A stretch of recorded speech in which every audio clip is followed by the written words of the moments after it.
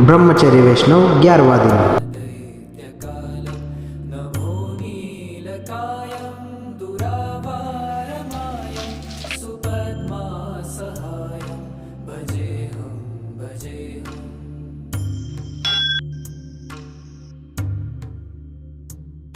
सदाम्भोधिवासं गलत्पुष्पहासं जगत्सन्निवासं शतादित्यभासं गदाचक्रशस्त्रं लसत्पीतवस्त्रं हसच्चारुभक्तं भजेऽहं भजेऽहम्।